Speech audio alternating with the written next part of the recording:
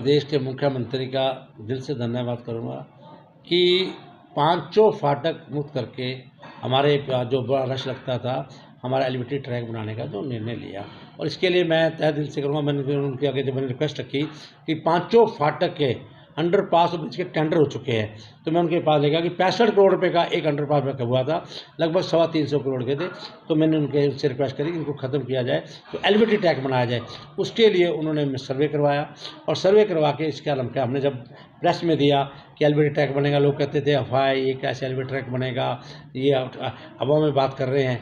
तो भाई हवा में बात नहीं कर रहे थे, आज वो एलिवेटेड ट्रैक भी हो रहा है। उसके बाद मैं बताता हूँ कि जब एलिवेटेड ट्रैक का सर्वे हो रहा था तो मेरे को रात को 1 बजे मैंने बैठ के इसके ऊपर नमक एलिवेटेड ट्रैक के जो सभी कंपनी आई थी उससे पास करवाया था, और 11 बार हनुमान चालीसा पढ़ा कि ठीक ठाक उसको रखे जाए। और उसके बाद जब ये एलिवेटेड ट्रैक हो गया, बिल्कुल एग्रीमेंट हो गया, ये हरियाणा आधा पैसा गवर्नमेंट ने देना था, स्टेट गवर्नमेंट ने, और आधा पैसा देना था सेंट्रल गवर्नमेंट ने। दोनों का एग्रीमेंट हुआ, एक डिपार्टमेंट बना हुआ है, उसमें ये पास हुआ। तो उसके बाद भी मैं कहूँगा जब ये अप्रूव हो गया, उसके बाद कोरोना आ गया। कोरोना आने की वजह से प्रधानमंत्री नरेंद्र मोदी जी ने कहा कि जो प्रोजेक्ट नहीं चले उनका पैसा वापस मंगा लीजिए। तो मैं उस समय मैं कहूँगा मैं कोरोना में था, मैं मेदांता में एडमिट था। वहाँ से मैंने प्रदेश के मुख्यमंत्री को दूसरे दिन फ़ोन किया। मैं कहा सर ये पैसा एलिवेटेड ट्रैक का नहीं जाना चाहिए, चाहे कोर काम छोटे छोटे काम रुक जाए, ये बहुत बड़ा प्रोजेक्ट है, इससे शहर को बड़ी सुविधा मिलेगी। लेकिन वो बना, लेकिन विपक्ष के लोग ये कहते थे कि ये तो बनेगा नहीं, हवा की बात हुई। आज एलिवेटेड ट्रैक कितनी स्पीड से कार्य हो रहा है ये आपके आगे है, वो इसके बारे में वो चर्चा नहीं करते।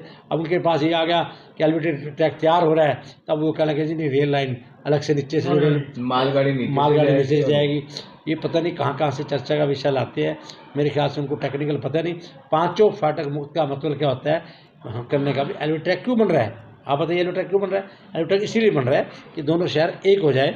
उसमें क्या अगर फिर मालगाड़ी जानी है, फाटक रहना है, फिर एलिवेटेड ट्रैक का क्या फायदा था, बेनिफिट था? मतलब मेल पैसेंजर और मालगाड़ी सारी एलिवेटेड ट्रैक बिल्कुल एलिवेटेड ट्रैक से जाएगी। नीचे की क्या योजना विधायक जो एलिवेटेड ट्रैक जब बन जाएगा तो नीचे की कोई देखिए हमने एलिवेटेड ट्रैक का जो अधिकारी की सभा बैठ के की मीटिंग, उसके अंदर कुछ पार्ट में हम जाना चाहते हैं पार्क हो, कुछ पार्किंग हो, कि ताकि लोग पार्किंग में वहाँ बैठ सकें, शहर के लोग पार्किंग में अपनी गाड़ी को खड़ा कर सके। तो इसके लिए हमने दोनों व्यवस्थाएं इसमें कर रखी है। तो कब तक सौगात है ये शहर को मिलने की? देखिए उन्होंने तो मुझे कहा था कि कंपनी ने कि हम इसको दिसंबर तक इसको दे देंगे।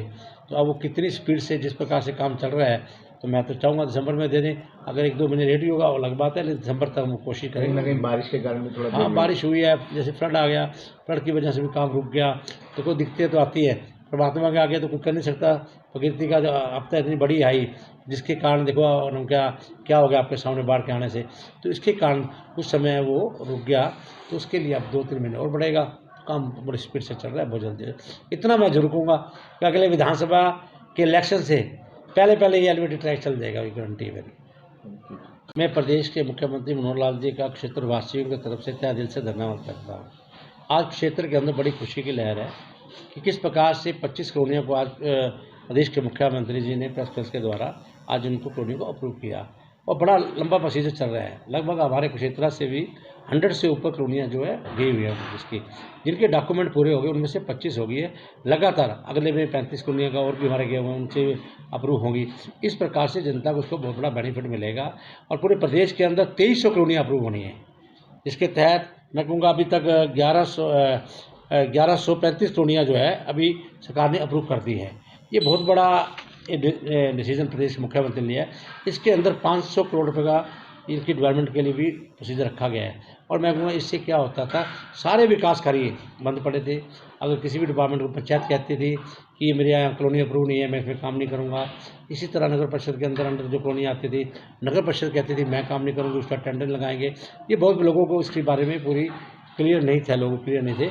अब इससे पता लगा जिस प्रकार से कॉलोनी अप्रूव हो जाएगी तो इसमें किसी भी डिपार्टमेंट को, चाहे वो पंचायत डिपार्टमेंट को, चाहे नगर परिषद डिपार्टमेंट को, कोई भी दिक्कत नहीं आएगी काम करने में। उसकी सीवर व्यवस्था, वाटर सप्लाई व्यवस्था, लाइट की व्यवस्था, उसके अंदर उसके साथ साथ मैं कहूँगा क्या रोड की व्यवस्था, सभी कुछ इसमें काम किया जाए। कुरुक्षेत्र की जनता को बड़ा बेसब्री से इंतजार है कि जो 25 कॉलोनियाँ जो आज अप्रूव हुई हैं, हाँ, उनके नाम क्या क्या हैं? देखिए मैं ये कहूँगा आपके बीच में कि अभी कॉलोनियाँ बहुत गई हैं, लेकिन 25 कॉलोनियों में से सबसे पहले बिशनगढ़ कॉलोनी, रविदास कॉलोनी, वजीदपुर, इसके साथ Mata Bala Sundari colony Jhansa road, Saraswati colony phase 1, phase 2, phase 3। इसके साथ ही मन्नू बिहार कॉलोनी, सरस्वती कॉलोनी आ गई। इसके साथ ही Palwal colony part 2, Shankar colony, Dayal Nagar, Cheema colony, और इसके साथ साथ मैं कहूँगा जो और भी शहर की बहुत सी कॉलोनी है जो अप्रूव की गई है। तो बाकी कॉलोनियों के जिनके लिए आपने प्रयास जारी हैं, उनकी कुछ संभावना है कब तक? देखिए, उन कॉलोनियों का पूरे के पूरे अधिकारी उस पर लगे हुए हैं और मैं ख़ास तौर पे कहूँगा मैं पूरा टच में हूँ उसके साथ में। मैंने बिल्कुल उसकी मीटिंग प्रॉपर से लेते रहते हैं। आज उन कॉलोनियों के जो डॉक्यूमेंट है पूरे कंप्लीट होने जा रहे हैं। जो गवर्नमेंट की गाइडलाइन है उस गाइडलाइन के तहत पटवारी से भी जो भी कागज बनने हैं उनसे भी म्युनिसिपल कमेटी ने बनाने, म्युनिसिपल कमेटी ने टाउन कंट्री प्लान अपने डॉक्यूमेंट बनाने हैं। वो गांव की जितनी कॉलोनियाँ अप्रूव होंगी वो टाउन एंड कंट्री प्लानिंग करेगा। शहर की जो म्युनिसिपल लिमिट के अंदर आएगी वो म्युनिसिपल काउंसिल करेगी। तो उन दोनों का बैठ के पूरा कार्य चल रहा है और बहुत जल्दी प्रदेश के मुख्यमंत्री आपके सामने कह रहे हैं कि 2300 कॉलोनियाँ देश के अंदर हमने अप्रूव करनी है और बहुत जल्दी मैं दावे से कहूँगा ये अप्रूव हो जाएगी। उसके बाद एनडीसी की भी दिक्कत नहीं रहेगी, आपकी कॉलोनी अप्रूव हो जाएगी, आप ऑनलाइन एनडीसी निकाल सकेंगे, अपने चार्ज ही भर सकेंगे, तो कोई आपको दिक्कत नहीं रहेगी।